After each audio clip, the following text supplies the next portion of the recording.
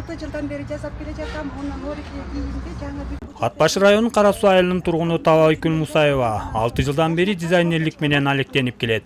Ал кийизден, жүн, шелк материалдарынан аялдарга ылайыктуу түрлүү кийимдерди, анын кесиндилеринен жумшак шарф жана башка буюмдарды жасайт. Анын бул өнөрүн билген тааныштарынан тапшырыктар дагы түшүп турат.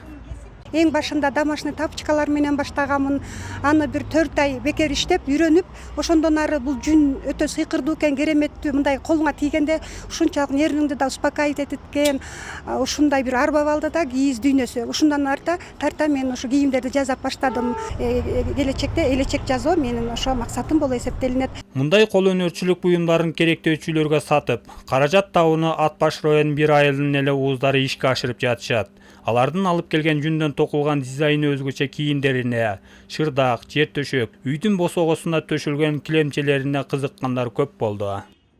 Мен көп эле шырдак саттым, мен канча экенин деле билбей калдым кышыгысы. Көбүнчөсү чет мамлекетке кетти, Америкага кетти, Японияга кетти, Турцияга кетти, немеге кетти, Казакстанга көп кетти да. Казакстанга бир 20дай сатып калдым окшойт.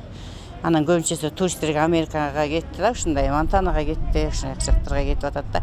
Аякта да өзүмдүн туристтерим бар. Ошо менен иштешкенчи, ошол жака берем да, заказ беришет, келишет.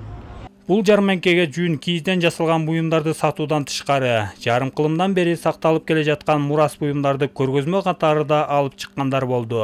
Алар сайма өнөрүнө кызыккандар менен баарлашып, ушул багытта иш алып баргандардын санын көбөйтүп, жайылтууну максат кылышууда. 2 жашымда апам сайган экен да. Анан мага берген да. Ошо боюнча мен колдонуп жүрөм. Бул апамдын кийим жапкыч берген мага.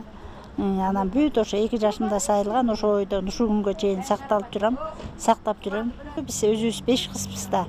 Анан ошо 5 кызга 5өөнө 5ти жасап бергем дегендей кровать аяктан.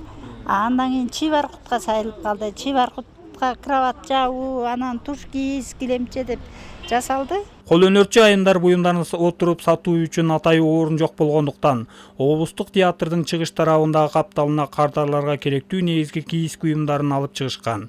Алар бул жарманкени ушуну менен эле токтотуп койбой, арайдын 17-синде уюштуруп турууну максат кылышууда. Максат Абдракунов, Жеңиш Абдулдаев, Нарын жаңылык.